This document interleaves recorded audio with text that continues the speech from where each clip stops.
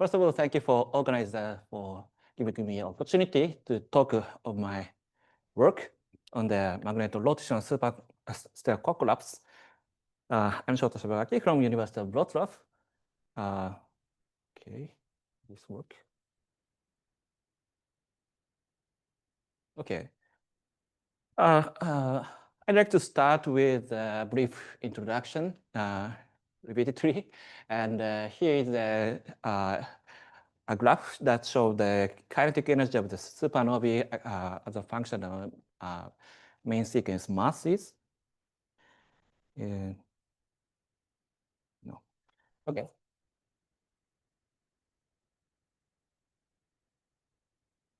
And as you can see on the left panel of this figure, there are two branches in the explosion energy. If it goes to the hypernova branch, it most likely cannot be explained by the usual neutron-driven supernovae, and we have to propose some additional energy source for the explosion, and it is a magnetorotational supernova. And as we saw in the yesterday talk, and for the magnetorotational supernova, the 3D simulation is very important because of the kink instability. As you can see on the left panel, even if the hydrodynamic jet is launched from the proton-neutron star, it might be deformed and disrupted in the end, and might be failed to penetrate the interior of the massive star. So it is important to investigate how this kink instability is developed. So it is very interesting. It was very interesting to hear the Matteo's comparison project on the MHD simulation yesterday. All right, and before moving on to my work, I'd like to mention briefly on the gravitational wave from the aspherical explosion. This is the figure from the Murphy 2009 paper. And looking at on the right-hand panel, you can see the three different gravitational wave from the three different model that show the spherical explosion, plurality explosion, and the oblate explosion. And depending on the asphericity of the explosion, the behavior of the gravitational wave offset is different. And considering the rotational-driven supernovae, it should explode in the direction of the equatorial plane, so its explosion will have an oblate shape. And on the other hand,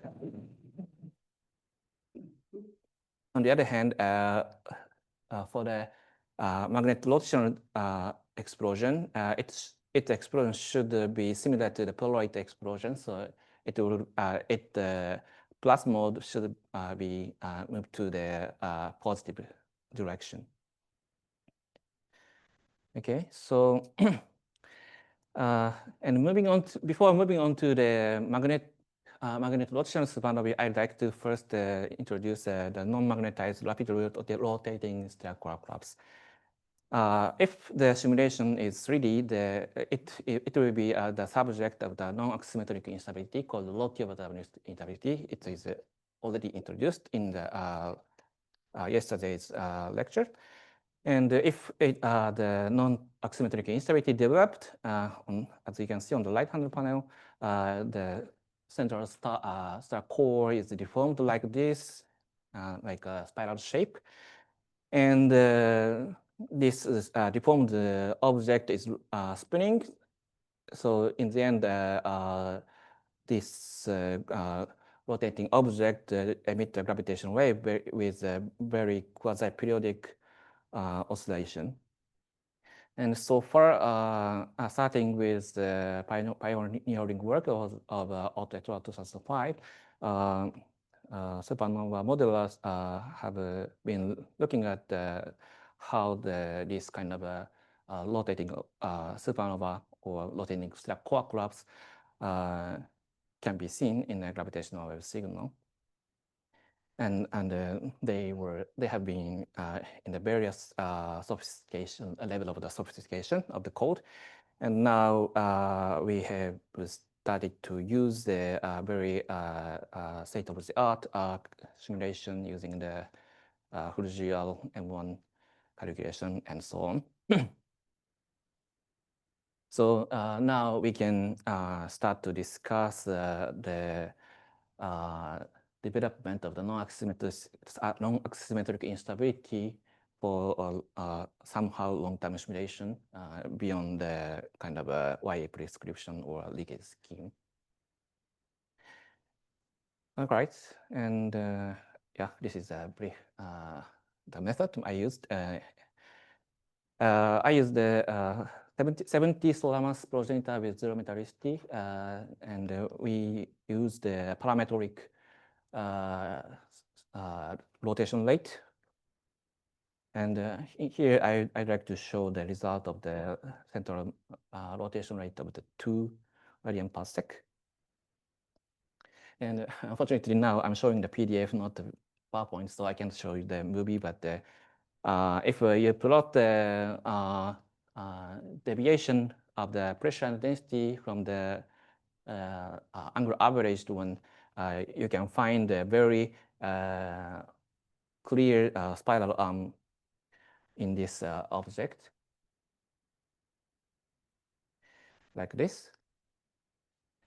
And first, in our model, first one-armed instability was developed in the early phase, but it stopped around 100 milliseconds after bounce. And later on, the two-armed spiral is appeared and reached the end of the simulation. So this is the result of the low T over W instability, and the proton-neutron star is deformed with m equal 1 deformation, so it is kind of offset from the center, and it rotates. Then it generates a wave, spiral wave like this.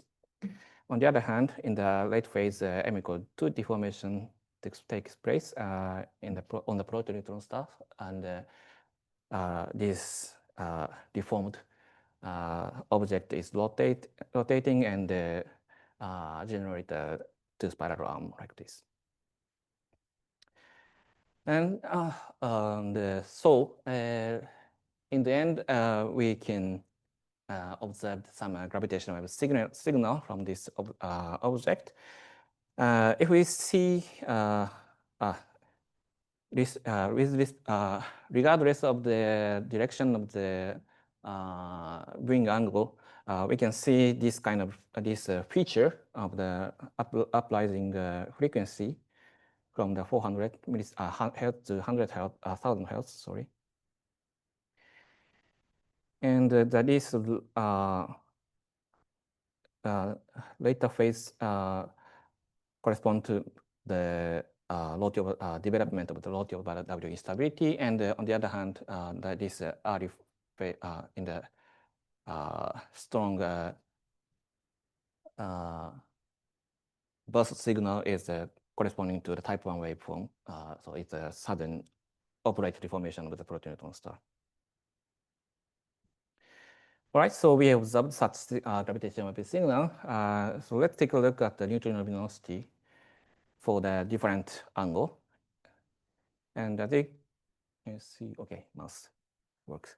And if you observe this object from the equatorial plane, you can see the very clear oscillation feature here in the early phase and also the later phase here.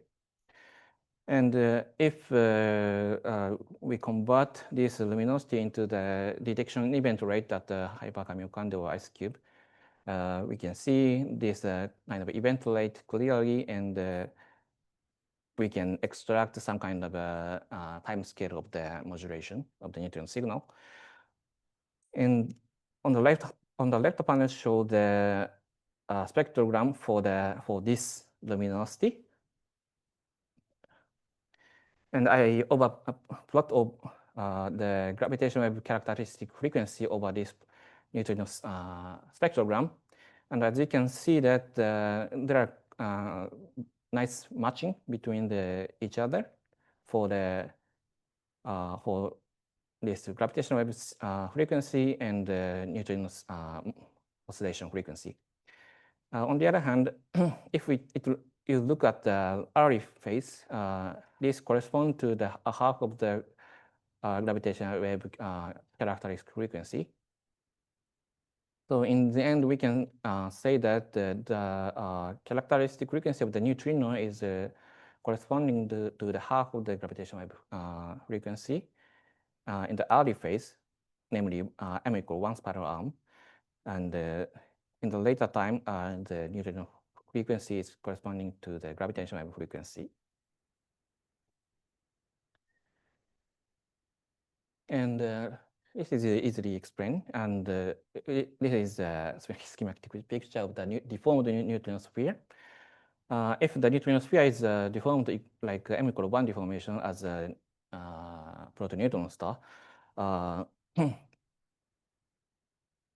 you can see the same location in the one circulation for the m equal deformation, m equal 1 deformation. On the other hand, in the case of the m equal 2 deformation, you can see the same kind of place with the half of the circulation of the proton neutron sphere. So you can the period is a half of the m equal 1 case. So from this interpretation, we can say that we can relate this observational characteristic frequency with the rotational characteristic of the proton-neutron star, like this. All right. So this is the non-magnetized case. They have time to how long they have? You still have plenty of time. All right, great. All right, then let's move on to the magnet hydrodynamic simulation. Now I use the different progenitor. It's called the S20 for the Woodley-Higa 2007, and the model I used is these 4 models, and in this presentation I only focus on the 2 model, R10B12 and R20B12. These are the model that show the jet. All right. First, let's take a look at the entropy profile of these 2 models. On the upper panels, you can see the time, the profile at the time when the jet started to launch. And on the other hand, in the lower panel, you can see the entropy profile at the end of the simulation. And then the spatial scale is different. So please be careful. And as you can see that there are clear the non-axisymmetric feature. Although I'm not sure it's due to increased stability or not. And so that's the result. And the one of the interesting feature of my work, of my model is the development of the proton-neutron star. Now I'd like to ask you to take a look at this R20B12 model, the magenta dotted dashed line, and as you can see, it already saturated at the 200 millisec, 200 millisec after bounce. And so this indicates that the mass accretion is already stopped, and so it energetically explodes in the all direction. So it means that no supply of the mass and no supply of the angular momentum from the outer layer to the proton-neutron star. And in the end, if we take a look at the neutron star average rotation rate, again, take a look at this line, dot dash line, and Initially, it has the 400 radian per sec in average, but around 200 millisec, it strongly decreased up to around, let's say, 0. And I'm monitor the Maxwell stress due to magnetic field, and let's say that around 70% of the deceleration is due to the magnetic stress, and the rest of that can be explained by either the advection or the numerical dissipation, as previous speakers discussed. And yeah, so this is one of the characteristic feature of my model. Then what happened to the gravitational wave spectrogram? So if we observe this object from the polar direction at a 10 kiloparsec distance, the gravitational wave strain is drawn like this for the matter, from the matter and the neutrino. As you can see, the amplitude for both neutrino gravitational wave and the matter gravitational wave are comparable with each other, around 10 to the minus 22.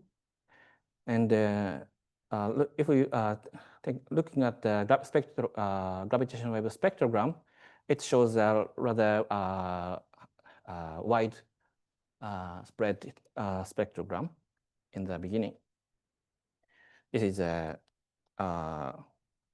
consistent with Bruglia 12 2000, I wrote the number 24, I think. And around the time when the proton-neutron star rotation rate is quite small, the gravitational wave signal is very small, getting very small, and later on, some different gravitational wave signal appeared. It's likely not due to the rotation. All right, so this is the case for the polar observer, and now let's move on to the equatorial observer.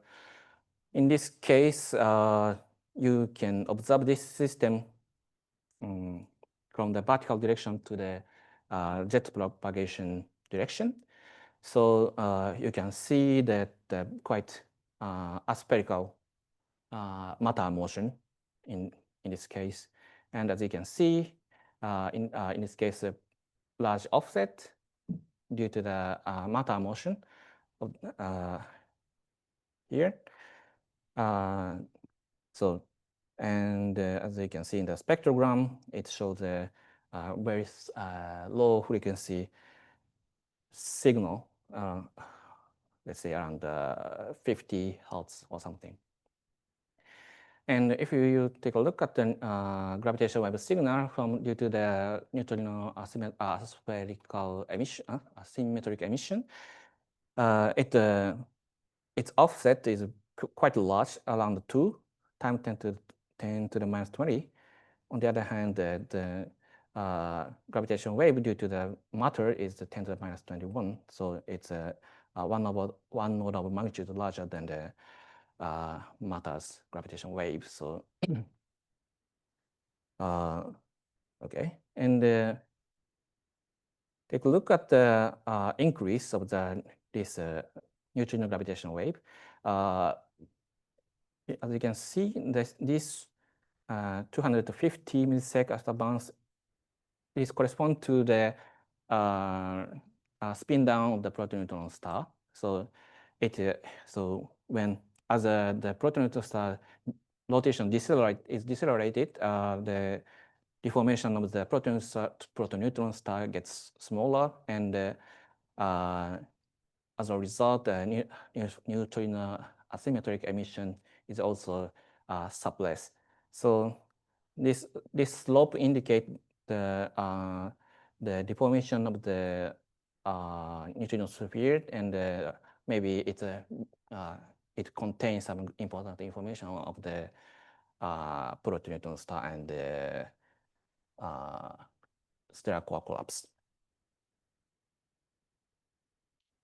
And also as I said, it's due to the rotation, so it also contains the information of the rotation as well. All right, so then let's take a look at the detectability in the idealized situation. And please take a look at the blue line. It is a neutrino gravitational wave. And in comparison with this red solid line, it's a matter part. And as I said, the neutrino gravitational wave is dominated over the matter gravitational wave. And so if we can observe this low frequency signal, like using the Einstein telescope or DeCigo or what else? Okay. And then we can say something on the deformation of the neutrino sphere and rotation of the proton-neutron star. All right. This is a summary of my talk. That's all, folks. Thank you for attention.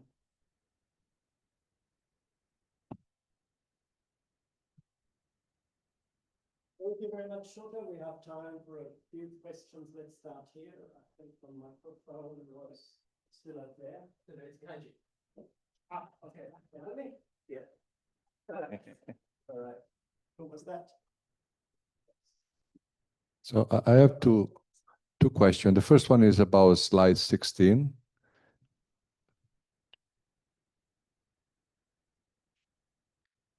Actually, the one before, sorry. The one where you have the SAS, yeah, this one. It's a little bit surprising to me. I've never seen the SASI develop before the high frequency feature and pausing. I don't know if this was surprising to you. And the second question is, how did you decide to choose 70 solar mass? It seems to be a fairly high mass progenitor. Sorry, I can hear the second question, sorry. The first question is that I never seen the SASI developing before UM2 mode and then have a pause. Was this surprising to you? Do you understand why this order? Sometimes I've seen more often the other way, that the mode develops and the SAS is in parallel after, like in the other simulation from Kotake.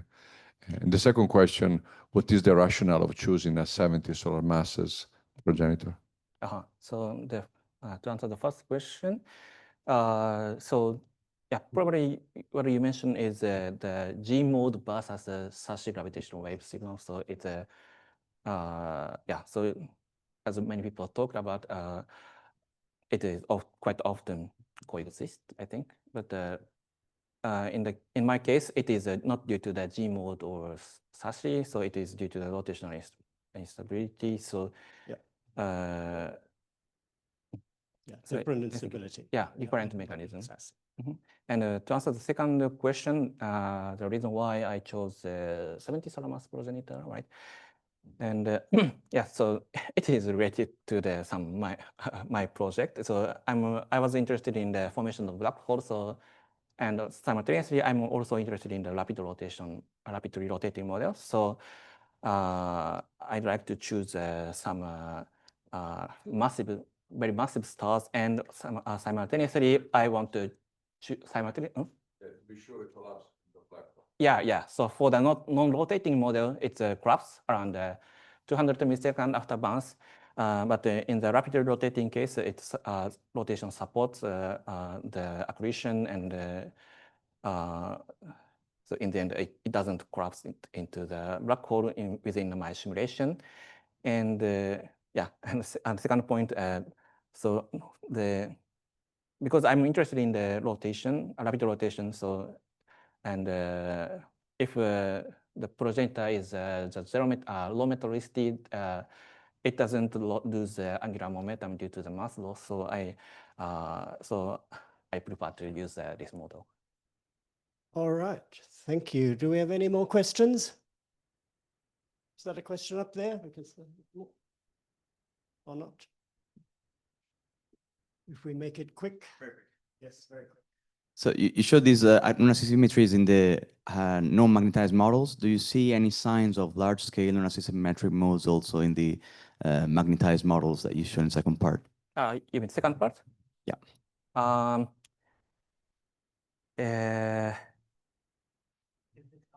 Or kink also, like large scale instabilities either in the jet on the or the potential star. I haven't analyzed in depth on the kink instability in this case, and for the rapidly rotating model, it shows some dipole-like structure in the density. Yeah, for the R20B12 model, but yeah, I have to look further to deeply analyze what happened inside. Okay, thanks. All right, thank you very much, Shota. We're going to move on to a slightly different topic, quantum kinetic theory and neutrinos. So Michi will just set up the computer.